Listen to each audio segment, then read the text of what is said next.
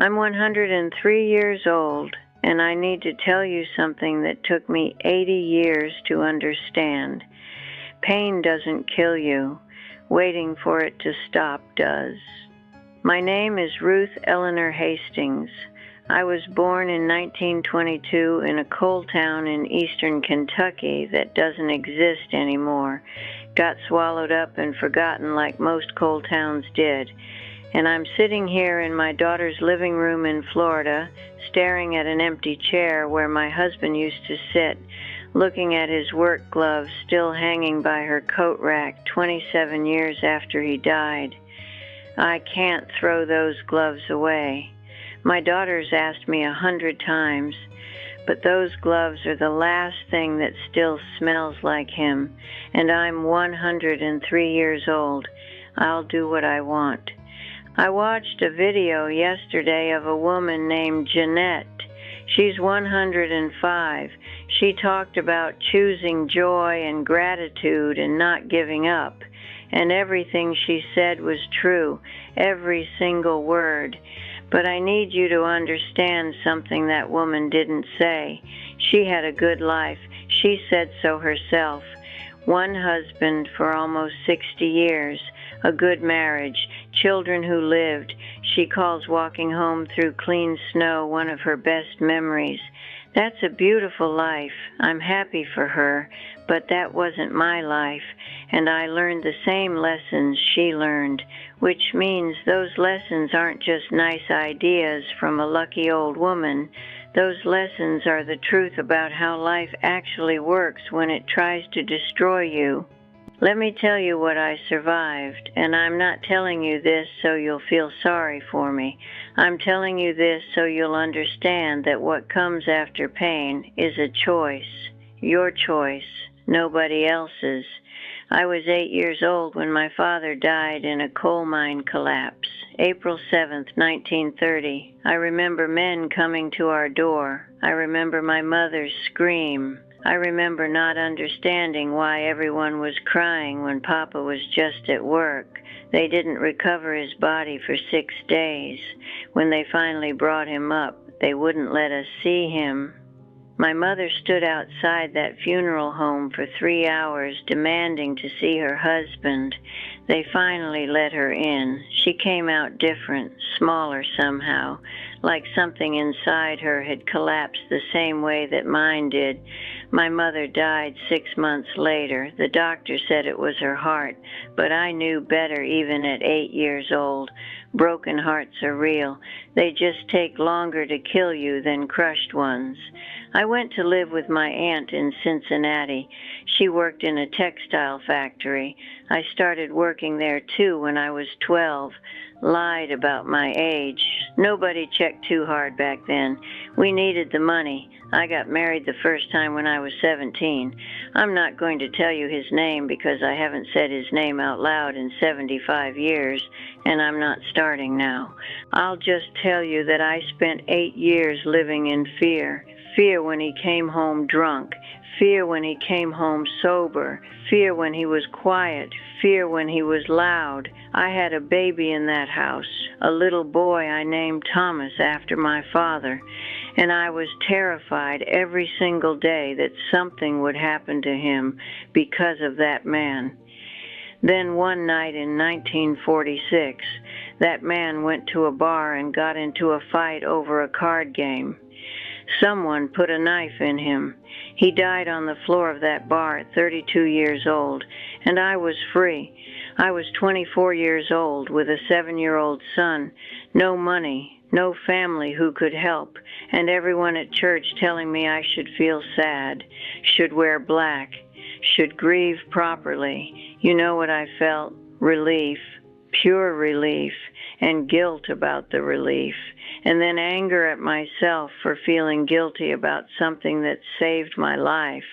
That was the first time I learned the lesson. Pain doesn't kill you, but waiting for permission to move on from it will. I met Earl 2 years later at a church social. 1948. I was 26. He was 30. He worked at the same factory I did, operating the big machines. He had kind eyes and gentle hands, and he moved slow and steady like he had all the time in the world. I didn't trust him, not at first. Why would I trust any man after what I'd been through? But Earl was patient. Earl waited. Earl showed up every single day and proved with his actions that he was different. We got married in 1949. That was the beginning of my real life. 52 years with that man, 2 more children, a small house that wasn't much, but it was ours, quiet mornings and hard work, and a kind of peace I didn't know existed until I was almost 30 years old. But peace doesn't mean pain stops coming. It just means you've built something strong enough to survive it. In 1957, the Asian flu came through our town, hit the children hardest. My oldest boy, Thomas, he was 18 by then, healthy, strong, but my youngest, Daniel, he was only 3 years old. He got sick on a Tuesday. By Thursday, he couldn't breathe right. By Saturday morning, he was gone. 3 years old. I held him while he died, felt his little body go still in my arms. I was 35 years old.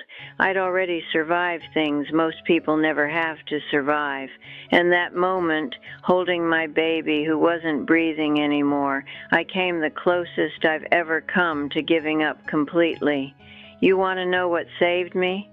Earl didn't try to fix it. He didn't tell me everything happens for a reason, or that Daniel was in a better place, or any of that garbage people say when they don't know what else to say. He just stayed. He sat with me for weeks, for months. He held me while I cried. He made sure Thomas and our daughter Mary were fed when I couldn't feed them. He didn't ask me to be okay. He just didn't leave. That's what love is. Love isn't flowers or poetry or romance. Love is staying when there's nothing you can do except not leave. I learned something else that year. You don't get over pain. You just make room for it. You build your life around it. You wake up every morning and you decide whether you're going to let it destroy you or whether you're going to carry it with you and keep moving. I chose to keep moving, not because I was strong, because I had 2 other children who needed me, because Earl needed me, because somewhere deep underneath all that grief was a voice saying, "You're not finished yet."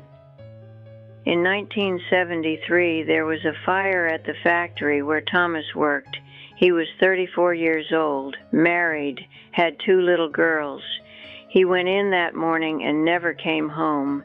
Electrical fire, moved too fast. 12 men died that day.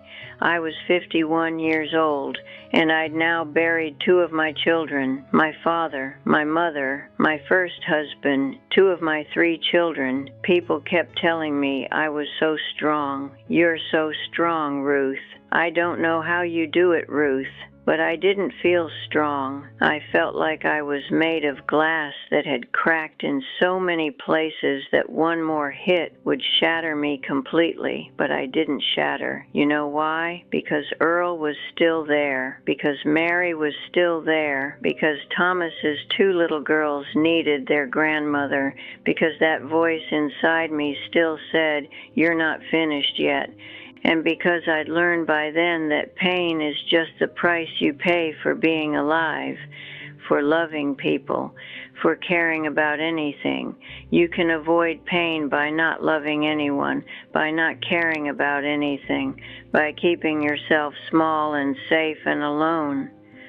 But that's not living. That's just waiting to die. Earl died in 1997, black lung disease. He'd worked in that factory for 48 years, breathing in dust and chemicals. His lungs finally gave out. He was 79 years old. We'd been married for 48 years. I was 76, and for the first time in my life, I was completely alone. Mary had her own family. My grandchildren were grown. And the man who'd sat with me through everything, who'd stayed when I couldn't give him anything back, who'd loved me through all of it, was gone. The day after Earl's funeral, I found his work gloves. He always kept them by the back door. Heavy leather gloves worn soft from years of use. I picked them up and I put them on my hands. They were too big. My hands disappeared inside them, but I could feel where his hands had been. I could feel the shape his fingers had worn into the leather, and I understood something I'd been too close to see for 76 years. Pain doesn't kill you. Waiting for it to stop does. Waiting for permission to move on. Waiting for closure that never comes. Waiting for the right time to be happy again. Waiting for life to go back to normal when normal is gone forever. You don't get closure. You just get tired of waiting for it. And when you get tired enough, you decide to live anyway. I'm 103 years old.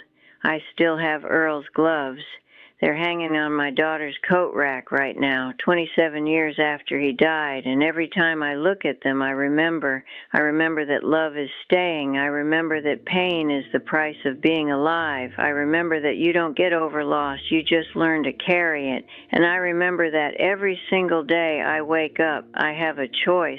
I can wait for the pain to stop, or I can decide what I'm going to do with it. Most people die long before they stop breathing. I've been to funerals where the person was still walking around. They gave up. They decided the pain was too much. They decided they were finished. But I'm telling you right now, you're not finished. Not unless you decide you are. That woman, Jeanette, she's right about choosing joy. She's right about gratitude. She's right about all of it. But here's what she didn't say. Maybe because her life didn't teach it to her the way mine taught it to me. Sometimes joy doesn't come easy. Sometimes gratitude feels like a lie you're telling yourself. Sometimes choosing to live feels like the hardest thing you've ever done. Do it anyway. You're watching this video right now, which means you're still here. You survived everything that tried to kill you so far. And that voice inside you, the one that kept me alive for 103 years, it's inside you too. It's telling you the truth. You're not finished yet. If you're in a situation where someone is hurting you, get out. I don't care how scared you are. I don't care if you have nowhere to go. I spent 8 years in hell because I was too scared to leave. Don't waste 8 years of your life waiting for someone else to change. They won't change. Get out. If you lost someone and you think you can't survive it, you're wrong. You can survive it. I know because I've survived it 6 times.